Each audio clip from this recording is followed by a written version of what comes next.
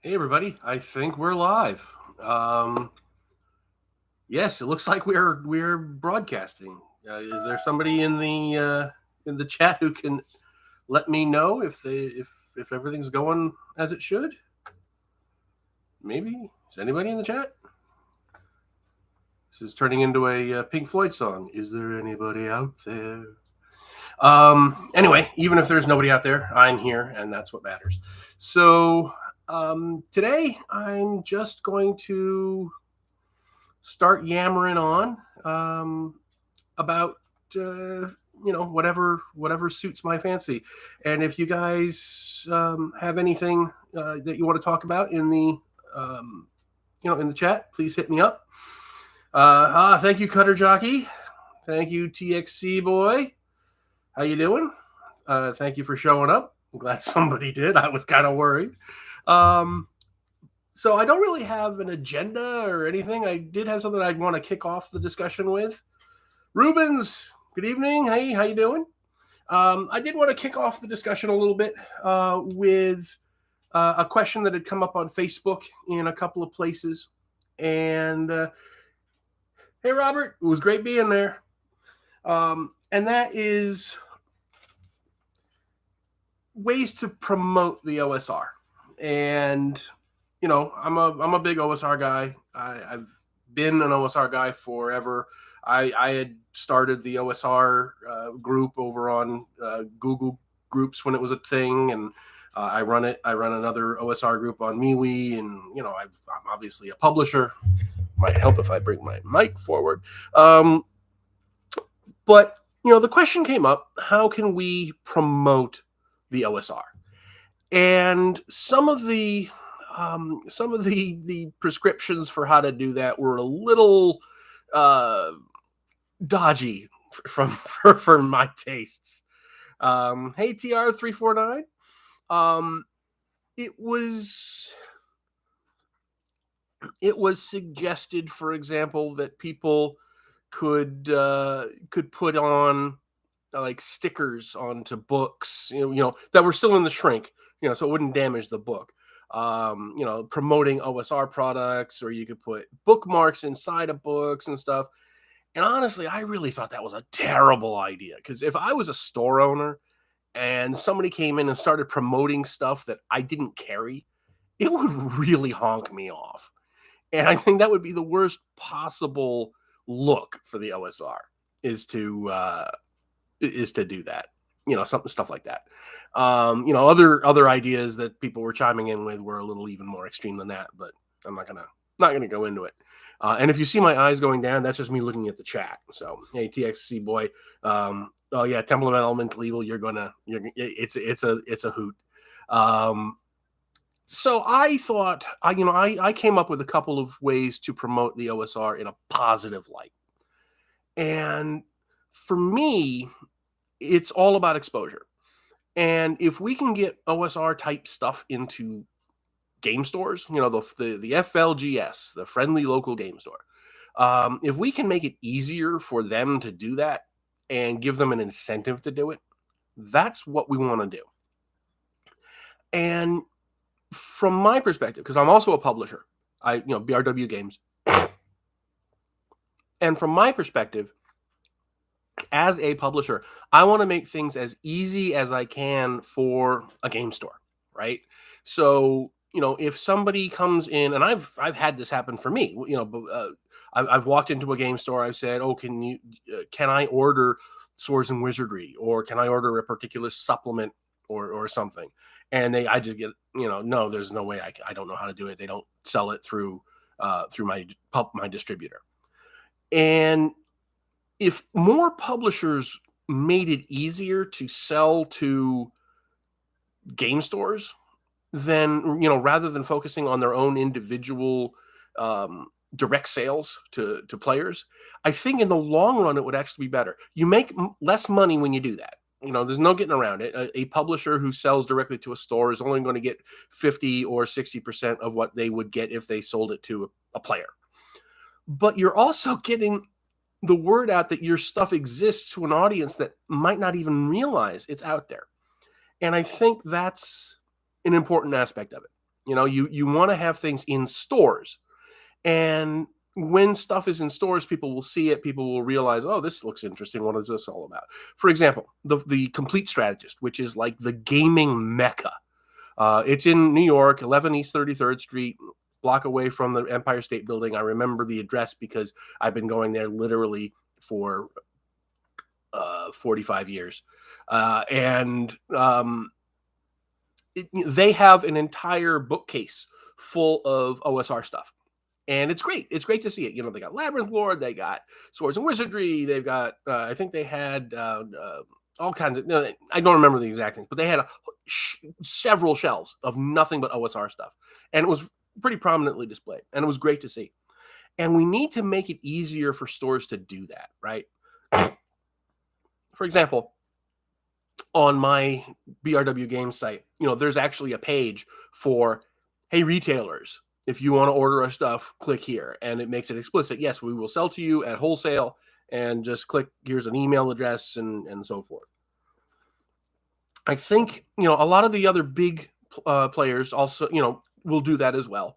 But I think if a lot of the smaller ones did, especially the ones that are pretty much focused on like drive-through RPG, if you had your print stuff available for stores to buy, then I think you're making a little less money on that particular sale, but you're also opening up your product to other people who might not know it's there. You also want to expose players to the games in the stores by running games.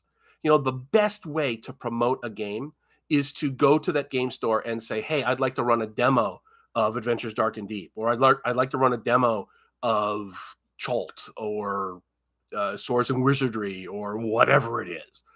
And, if it's successful, then you can give the store owner, how many, you can give the store owner the contact information for how they can get more product into the thing. Even better, if you can arrive there with a couple of books and you can sell them there on consignment and they get a cut of it, even better if you can work that out with the publisher. If anybody wants to do that with my stuff, I'm very open to it. Running games at conventions is another way to do it.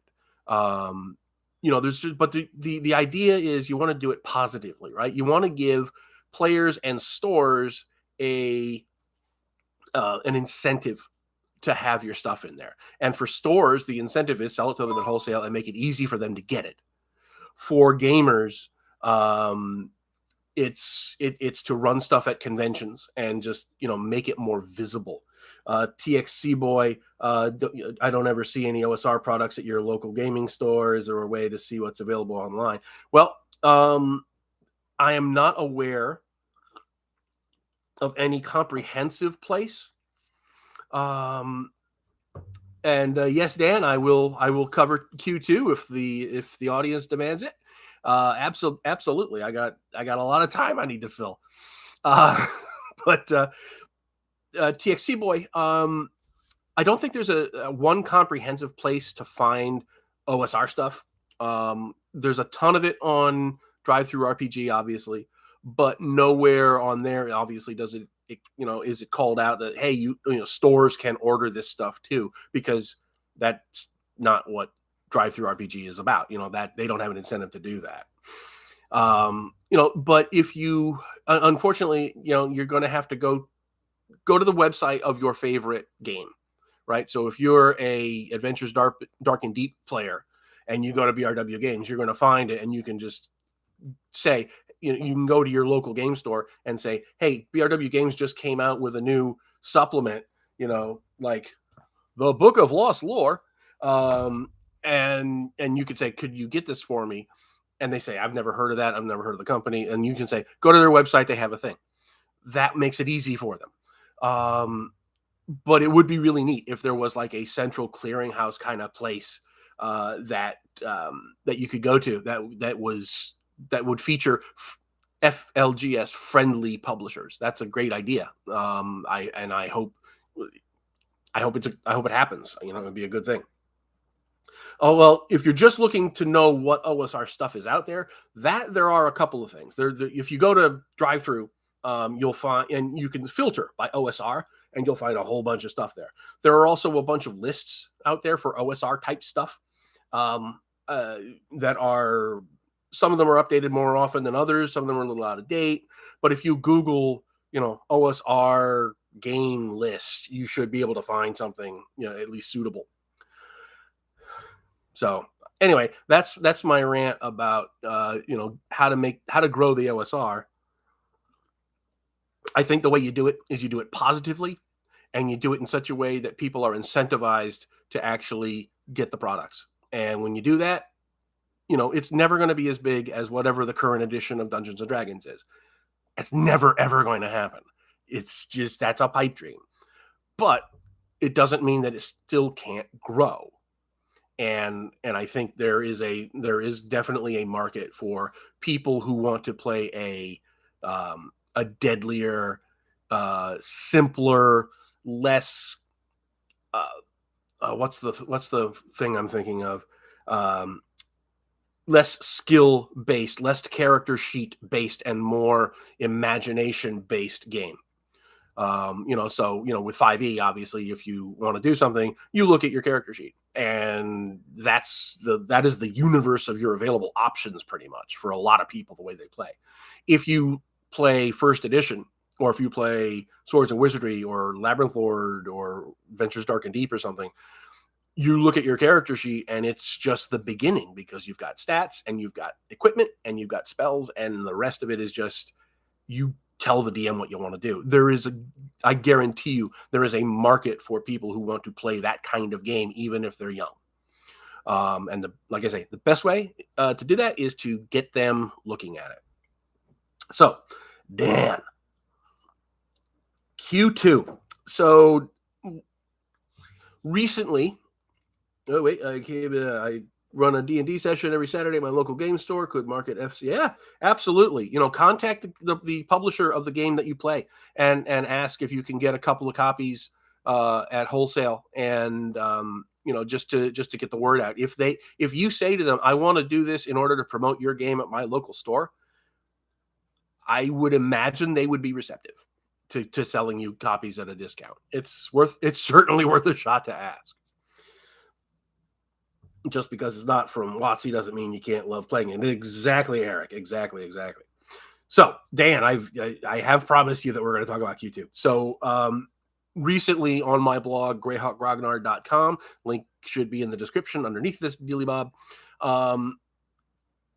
I published what I call Q2, which is Web of Souls. And what I did was I made a replacement for the original Q1, Queen of the Demon Web Pits, because I didn't think it was an appropriate way to end the Giants Drow series of adventures, for a number of reasons. It really, when you look at Q1 as published, it really doesn't flow at all from D1 to D3 in the Giants and so forth. Mainly because the setup in G1 through D3 is that there's two factions of Drow. And yes, I say Drow, I don't say Drow. Get used to it. And the one faction of Drow that are behind the giant raids, that are egging the giants on to ravage the lands of men, they worship the elder elemental god. And because of that, you now have this friction with the other faction of Drow that worship Lolth, the Spider Queen, right? The Demon Queen of Spiders. And that is supposed to inform the entire adventure series, right? Because it's not just, and it's part of the Onion, the Onion reveal, which is a lot of those old modules did this. It's like you go, okay, I'm fighting hill giants, I'm fighting frost giants, and then I'm fighting fire giants, and what? No, wait a minute. There's these black elves behind what's happening, and you find out that they were behind the whole thing.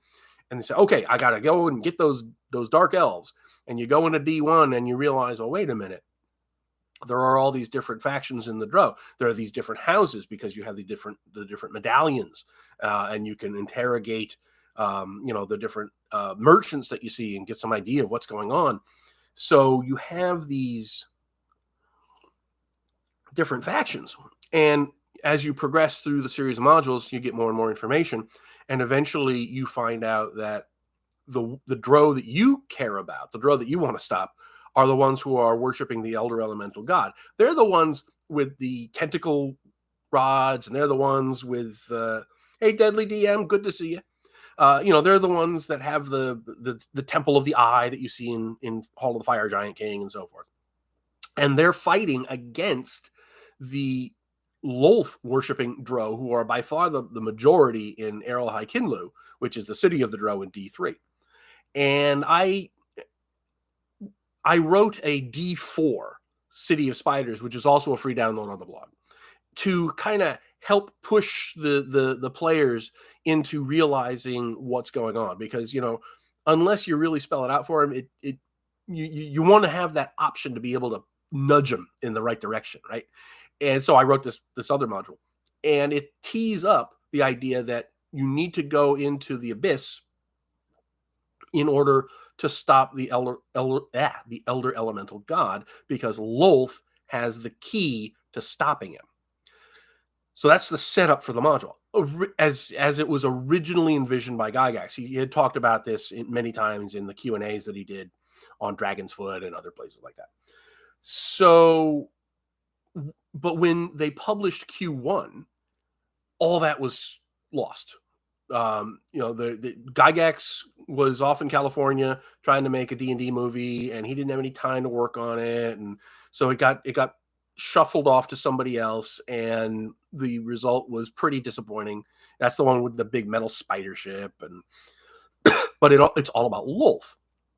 So you go from D3, where you're basically told the enemy are the Elder Elemental God faction.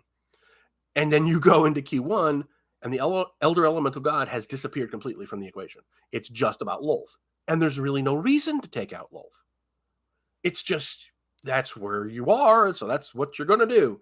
And it's very dissatisfying. It was never made any sense. And so what I did was I made my own, where I replaced the whole idea that you have the Elder Elemental God imprisoned partially, and Lolth has the key. So when you go into the Abyss, you're now going into my web of souls. And it's actually, the map looks like an actual spider web. Do I have it? Do I have it handy? Am I that well prepared? I am not. I am not that well prepared at all. It's in this big pile of stuff somewhere, but it's not handy. Anyway, the maps look like actual spider webs. They don't look like that weird figure 8 loopy thing. And over the course of the adventure, you find out that there are factions in the web of Lolth. In the my version, TXC Boy, is available as a free download on greyhawkgrognard.com. Just click on the top in free resources, and you will find it there, as well as D4, as well as a whole buttload of other stuff that's all free downloads. So that's my gift to the community. And I have to do that because it is published under the fan content policy, which says it has to be free. So everybody wins. So anyway, so when the PCs get there, there's all kinds of allies that they can find. There are renegade Drow, there's renegade demons. There are obviously a lot of demons that they have overcome. There's a lot of things. But in the course of exploring the web, what they have to do is that what they end up doing is they realize that Lolth is planning her own invasion of Earth, of the Floness in the world of Greyhawk. And her invasion is actually more deadly than what the EEG worshipping Drow were doing. So now the PCs have realized, okay, there's yet another layer to the onion.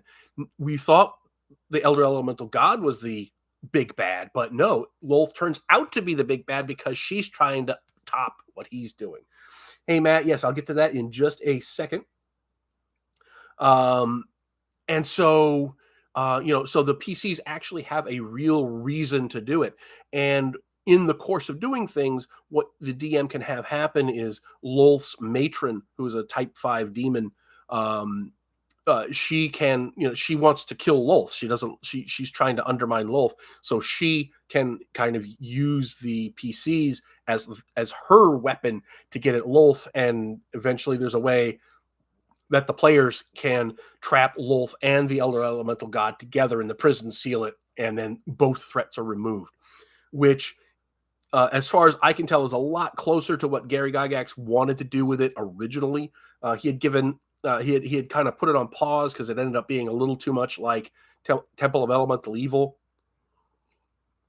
But, I think, personally, I think my version is much more satisfying and makes much more sense in the context of the situation as it's been built up in G1 through D3 and then my D4. So, everybody, please feel free to check it out. It is a free download, and I will put in a shameless plug at this point. I do have a Patreon, and it is by the grace of my Patreon patrons that I'm able to do that kind of free stuff. So, if you could consider chucking in a couple of bucks every month, every dollar I earn there is a dollar I don't have to spend. I don't have to chase by writing stuff for sale. So I would love nothing more if I could spend my days writing free stuff for Greyhawk all the time. As it is, I have to kind of parcel my time between the free stuff and the for sale stuff. But if the more people I got on the Patreon, the more time I can spend doing the free stuff. So please do check it out. Again, link below. And end of shameless plug. So Matt Melman tells us that the Elder Elemental God has been reintroduced into the Elven lore in 5e as Gaunadar. The conflict between Lolth and Gaunadar is kind of a big thing again. And that is true. However, it kind of has come and gone. That actually was around back in the 3e days, where Gary had once did an interview with the Oerth Journal, and they did a whole big thing about the Elder Elemental God, and I think he's the one who actually coined the name in there, and said that there were actually 3 of them, and one is in the Forgotten Realms, and one is in Greyhawk, and stuff like that. So, so yeah, it is entirely possible. But one thing I don't like is the tendency that some people have of merging the Elder Elemental God and Tharizdun, which is a whole nother topic on itself. But I personally prefer separating them out for a number of reasons, for plot reasons, for reasons of iconography. It seems a bit reductive, making Tharizdun the big bad all the time. It's always Tharizdun is just kind of it's weak sauce. So I tend to keep them separate. I've got a video on the channel about my review of Return to the Temple of Elemental Evil that goes into that in a bit of detail. So, okay, what are we doing here? Yeah, good to talk to you, Dan. And yes, I will see you at DragonCon. I will be at DragonCon for the first time ever. I actually scored a room in the hotel that's adjacent to the convention center. So, woohoo! I'll be there in Labor Day weekend, I believe it is. Okay, TXC Boy on my Temple of Elemental Evil video. I mentioned some gaming notes for that campaign. Do Patreon again? That is on the blog. I've been writing about Temple of Elemental Evil for years on my blog, greyhawkragnar.com, and you'll find a ton of that stuff on there. They're just open blog posts, free for the having. I do go into I do aspire, I should say, to going into more detail about things, in response to what my patrons ask for. So, if a patron asks a question about stuff on the Patreon itself, that's where the answer is going to be. So, that is a kind of a way to get in the back door and get some of my great accumulated wisdom handed out to you personally. All right. Eric Larson, reductive is a great word for it. Thank you very much. Matt, yes, we saw the journal article. Yes. So, that's where I come from on the whole Dro giants, elder elemental god thing. And I do think that there is or should be a connection between the Temple of Elemental Evil and the whole Giants Dro series of modules. And it's really spelled out in the Q2 module that's the free download, where we have the interdicted prison of Lolth, the interdicted prison of Zuchtmoy, for example. If you read the description very, very carefully, it is a Temple of the Eye. They use different names for the colors of things, but the layout with the pillars and the checkerboard patterns and the colors that they use, the purples and the greens, and there are the steps leading up to her throne. It all maps so beautifully to the description of the Temple of the Eye that we have in Hall of the Fire Giant King. So her prison used to be a Temple of the Eye.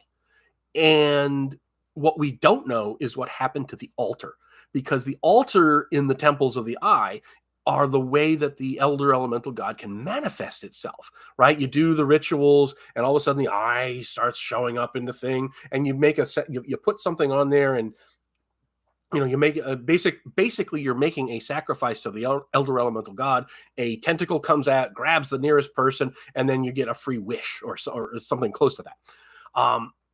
So the big question is, what happened to the altar underneath the Temple of Elemental Evil, where Zuchtmoy is in prison? We don't know. At one point, I thought it might have been the elemental power gems, but then you're reading it more closely, it seems like the elemental power gems kind of predated the temple, even though they were used to make the yellow skull, the skull of death thing that lets you go around to the different elemental nodes and things. So there's definitely something going on in there. I did make my own T5, which gave a Temple of the Eye beneath the Temple of Elemental Evil. But since I realized that Zuchtmoy's prison is a Temple of the Eye, that becomes a little superfluous. But you could still use it if you wanted to as a DM. All right, here we go. Cutter Jockey, welcome aboard. Do you have any plans to continue your Beyond the Flyness project, maps, glossary, etc.? I do. I only have one or two articles left to finish up Zahindia, which is my version of Zindia on the Dragon Annual 1 map. It's basically it's a fantasy India kind of place, as you can tell from the inspired name, on the other side of the Sea of Dust. Once that's done, yes, I am going to be continuing my Beyond the Flyness project, and be tackling the other things that we see on that Dragon Annual 1 map, the Celestial Imperium, which is fantasy China. There's some other miscellaneous places north of there. Eventually it gets into the Empire of Lin, which is a whole nother topic again. It was and there's also the Sundered Empire in the northwest of Oerk, which was featured as the setting for 2001's Chainmail miniature skirmish game that WotC put out. So there's a ton of stuff left to do. I'm actually redoing the maps completely from the versions that I did like 7 or 8 years ago when I did the whole Beyond the Flyness. These are, I'm just doing them all from scratch again, and including gazetteers and including monsters and magic items. All that stuff gets put in these articles that I post, so I kind of drib them out rather than doing one big thing of it. But yes, the short answer, as you can tell, I'm not very good on short answers. They all turn long. Is yes, I am continuing it. I have to finish up Zahindia, and then I will be moving further westward. Righty. Dennis Mockery, welcome aboard, Dennis. Could some of the material from Return of the Temple of Elemental Evil come from Lost Temple of Tharizdun? Were you here when I made the point that I don't like to connect the Elder Elemental God and Tharizdun? Pretty much. I'm sure there's some stuff that you could take out of Return to the Temple of Elemental Evil and use it. But no, as far as I'm aware, the stuff in Temple of Elemental Evil, Return to the Temple of Elemental Evil, did not come from the Lost Temple of Tharizdun. It was its own thing.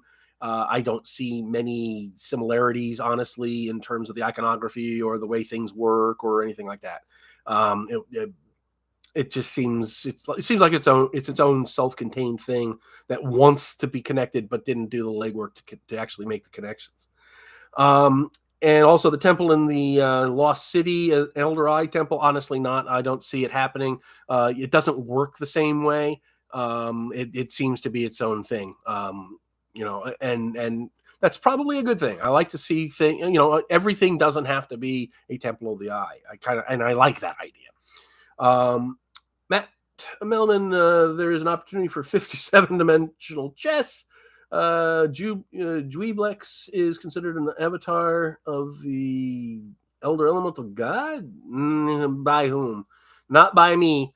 Dweeblex is its own creature, not an aspect of anything else. And in that, I kind of cleave to Gygax in his Gord the Rogue books, the later ones like Dance of Demons and that kind of stuff, where they plainly show Dweeblex was allied with Zuchtmoy, but they were it was its own creature. I don't know where the idea that the two were like the Demon Lord was an aspect of the Elder Elemental God came from. It doesn't seem likely. And as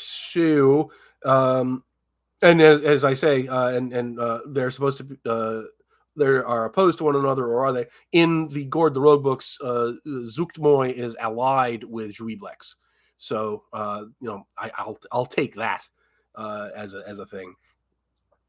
Matt out there, and he's a Indian or Italian restaurant. Well, yes, I'm sure if we wait long enough, Wizards of the Coast will come out with another book of recipes, and we'll have some Italian stuff in there. I actually shouldn't cast shade on the cookbook. I really liked it.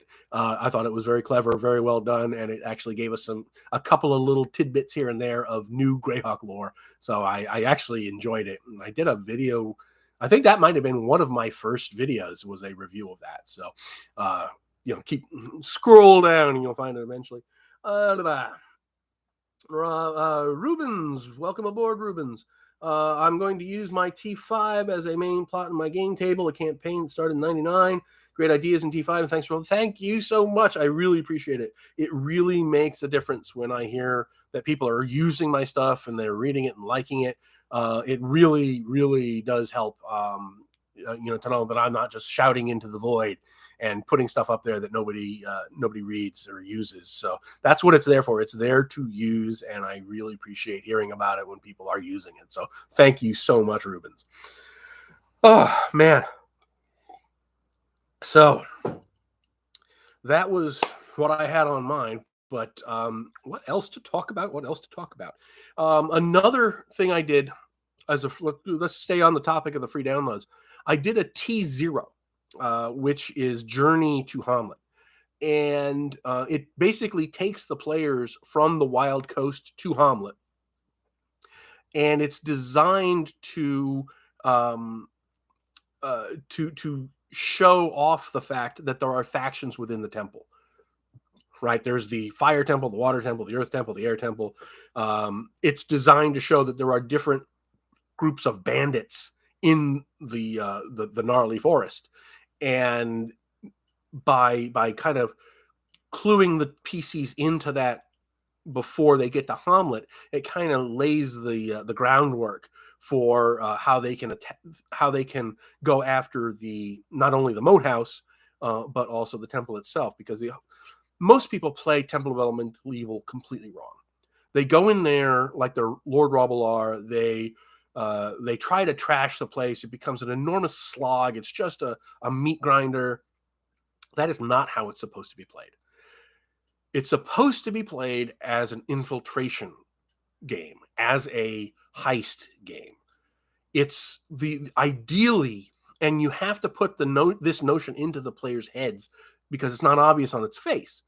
The idea is the players can join the temple, right? They come in as mercenaries, they come in as whatever they are, and they are, they join different factions of the temple, and they can start working their way in, and they can start playing the factions off against each other and learning what's going on, and they can get the intelligence that they need through infiltration, and then they can kind of subtly and slyly figure out what they want to do, and at the end they do they blitz and seal off Zuktmoy forever, by going into the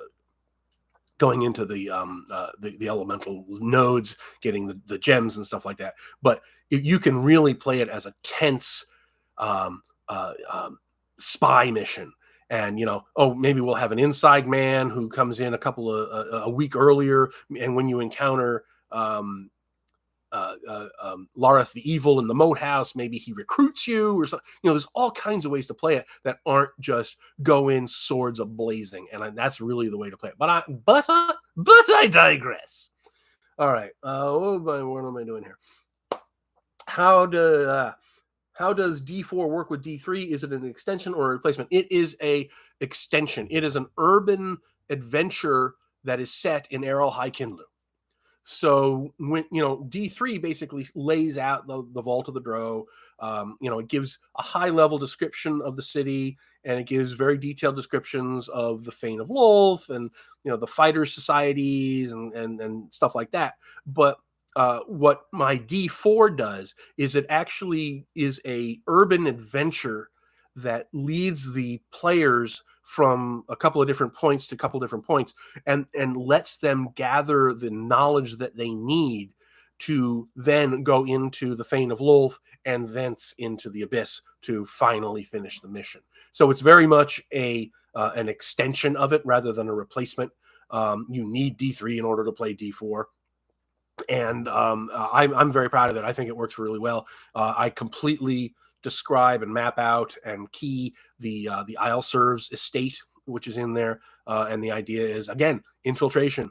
The players can try to gain entry into the Isle Serves estate as guests or VIPs or something, and they can. There's all kinds of different ways to approach it, but it's definitely there as an extension, an addition to D3.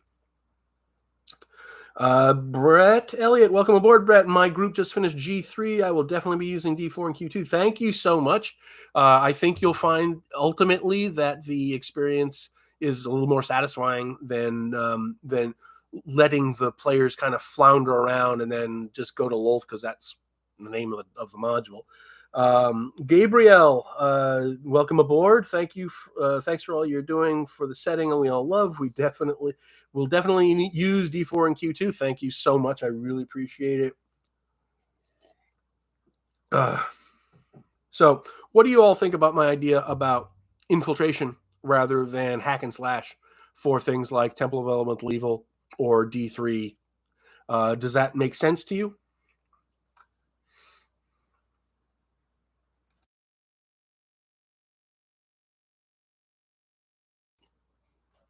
I have indeed. I didn't use it in the context of a large campaign, but I did run some playtest sessions of D4 and Q2, and it went as expected because I kind of cheated and let the players know the expectation was not hack and slash, and once they got that in their minds, they kind of knew that.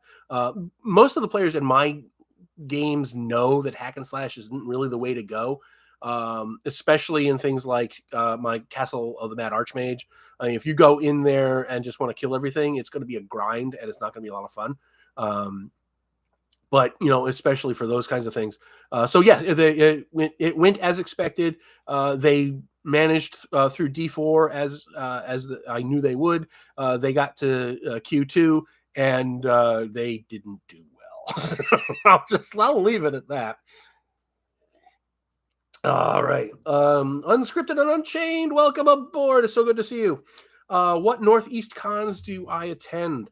Well, since the con scene is kind of in flux at the moment, so is my attendance. Normally, I do go to TotalCon up in Massachusetts. I go to ShireCon, which is in the western part of Connecticut in the Berkshires. I go to Dreamation and DexCon, which are in Morristown, New Jersey. Usually, they're not going to be held this year again, it looks like. I do go to Historicon, which is in Lancaster, Pennsylvania. That is a historical minis con. And I go there strictly as a player. I love it. I'm back in my element, back in college again, playing historical minis, fantasy minis, sci-fi. It's all just, Historicon is probably my favorite con after GaryCon. But GaryCon's not in the Northeast, so it doesn't apply to your question. D3 definitely. I think it can be more difficult to pull off in Temple of Elemental Evil, which is why my T0 is there to kind of prime the pump. You have to let the players know. So you have to signal to the players that, hey, this is an option. There are factions within the temple, or there are factions within the Drow that you can use to your advantage. And once they get that in their heads, I mean, it might even, maybe you can use Bernie and Rufus as ways to plant that seed in their minds, as a strategy or something. I also want to do kind of a T6 that takes the players to Sabanwich and to Verbabank, where there's a lot of intrigue going on, and we know that there's spies of the temple there, and what are they doing? We don't know. I think a T6 that explores that kind of thing would be really cool, and I might just tackle it at some point. Dan, in fact, we set the PCs, as you said, in small groups about a week apart. Exactly. Yes. Watch the Sting, and you'll see what I mean when I say the inside man.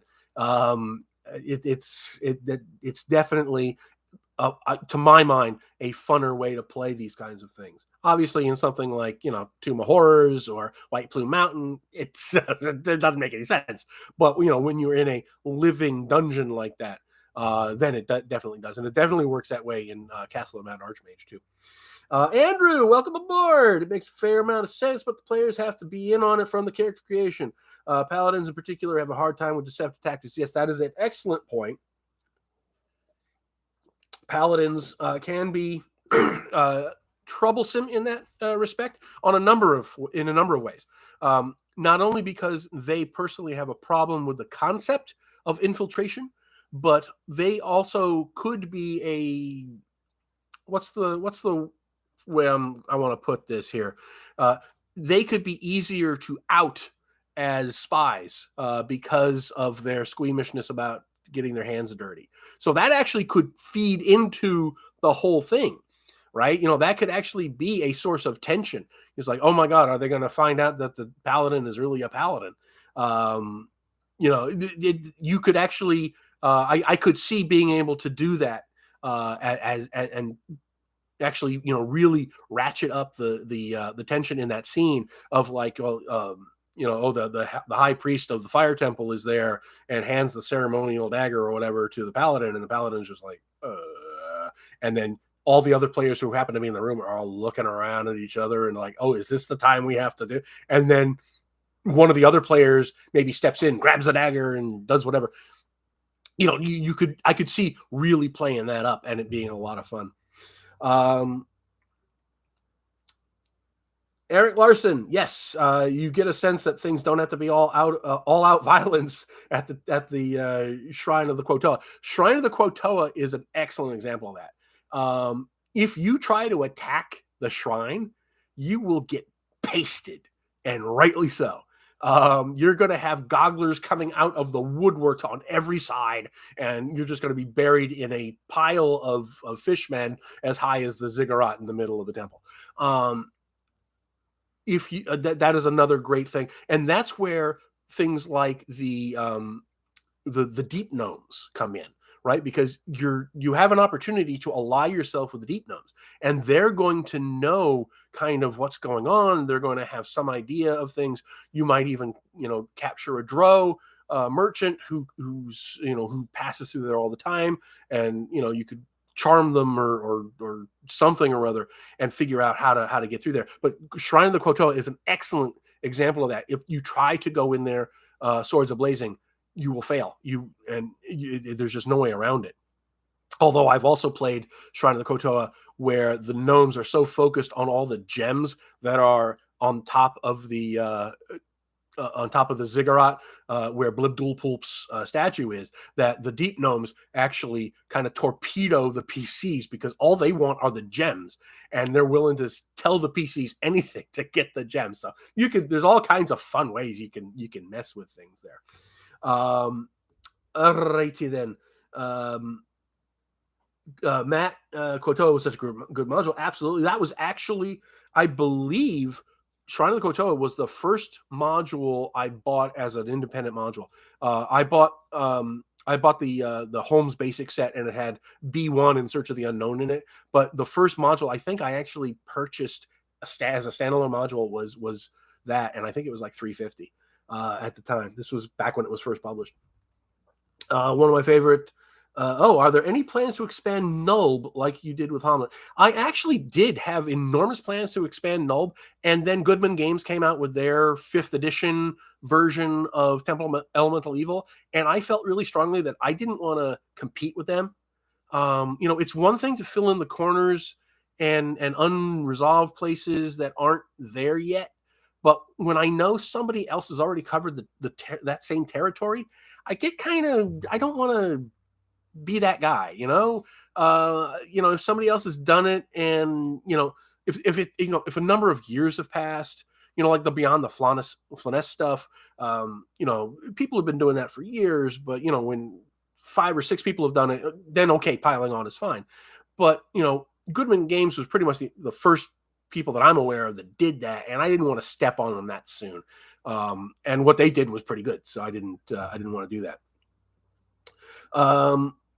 Brett, the T0 came out after the group, but they did figure that you can pick. Excellent. They got the Water Temple to help them overthrow the Earth Temple. That is the way to do it. Cutter Jockey, welcome aboard. Using the reputation system from City of Skulls makes things interesting.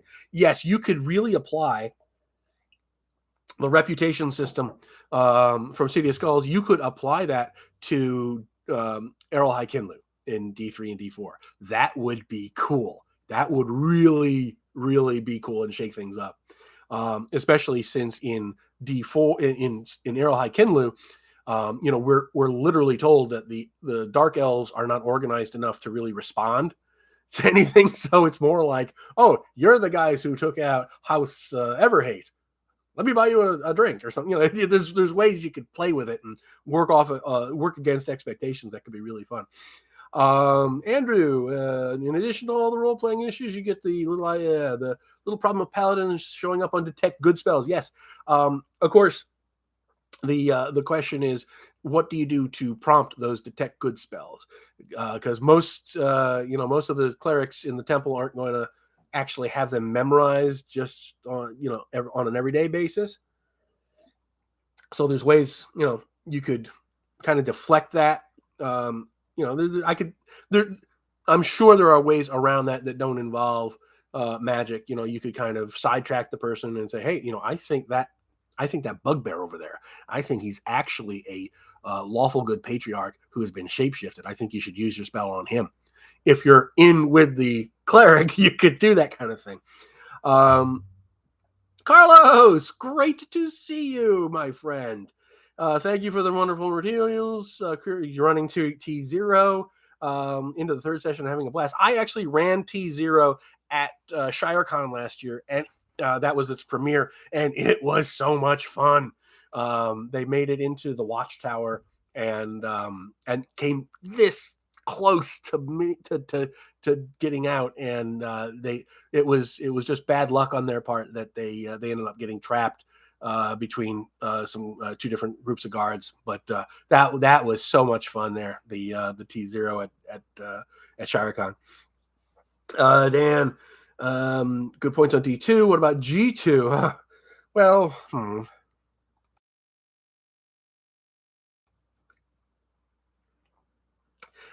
I need a drink before I say this.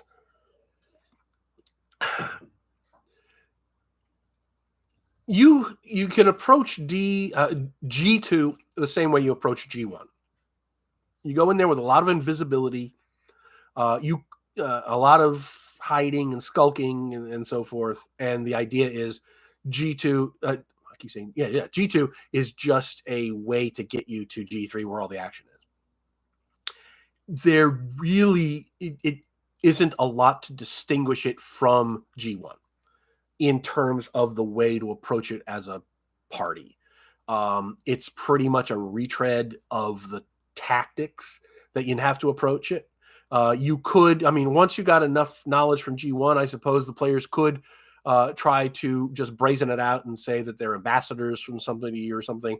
But honestly, that'd be a really tough row to hoe. Honestly, G2 doesn't impress me on its own as being so unique. It's basically G1 in a cold setting. It doesn't present any unique tactical or strategic challenges. It's just a way to get you from G1 to G3, honestly.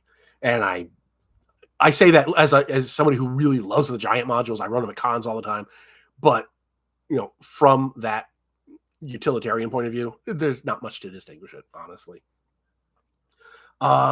Andrew, what level of organization with the level of organization in the temple, sooner or later one of them should be casting to attack good on potential recruits.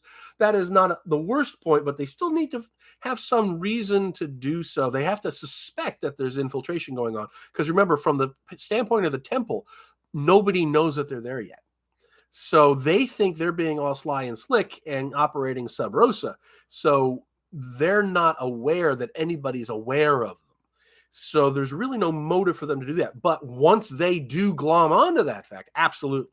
Once something happens to alert the temple that, hey, Verbabank knows we're here, the forces of good know that we're active again, then that changes the whole board. In fact, trying to write something up for, what changes in the temple once they become alert to outside knowledge might be worth a blog post. Carlos, I think you did a really good job on travel through the gnarly. Thank you so much. I really appreciate it. Prompted you to develop the gnarly. I've actually got a really detailed, like 3-mile hex detail map of the gnarly on my hard drive, with all kinds of paths and little woodsman houses and where all the different things are. It's nowhere near ready for for the light of day, but the gnarly to me is one of the gnarly and the Welkwood are just it's a perfect place for adventure. It's like you've got Saline, you've got the Cron Hills, you've got divers, you've got Greyhawk, you've got the Wild Coast, all happening all at once in there, and it's just wonderful stuff. Also look in one of the Gord the Rogue short stories takes place in the Eastern Gnarly. There's like a vacation town, which looks to be like it really feels like it's based on Lake Geneva. There's like an inn. I forget the name of the story. But it's like Gord decides he needs to get out of Greyhawk, so he goes to this inn that he's been at. Oh, hello, Eclipse. So it's worth rechecking that story out there if you've got Knight Errant, the book. Worry about Andrew, fair point on distracting the priesthood. Brett, G1 was a blast, rallying the rebel orcs. That is a perfect example of what I say when I mean that you have factions and there are unexpected allies. That's the best way to do that. And this actually goes back to Dan's point about G2, where you don't really have that, as far as I can remember. There's no half-ruined Temple of the Eye. There's no orcs that are rebelling against the giants. You don't have those creative opportunities for the players to kind of drive a wedge in. But yes, absolutely. Setting the orcs against them, finding out why the orcs are rebelling. Maybe they objected to to the worship of the elder elemental god and so forth. There's all kinds of ways you can, make that really intricate and all tie together thematically. There's a lot of for all that it's just 12 pages or 8 pages. There's so much there. It's like Hemingway-esque. It's beautiful. Okay, now, okay, Carlos. Now we will be looking forward to seeing that high-res, gnarly map. Yeah, and when I do, I'll send it off to Anna to incorporate into her maps. And Andrew, I have to go back and reread Knight Errant. Yeah, I forget the name. It's right over there, but I forget which it is, and it's the one where he goes there into the inn, and they go out picking mushrooms, and they get shrunken down to the size of fairies, and there's a duel and things like that. So you'll see it. You'll see the thing. So anyway, well, anything else? We're coming up on an hour, so any other topics or questions that folks have?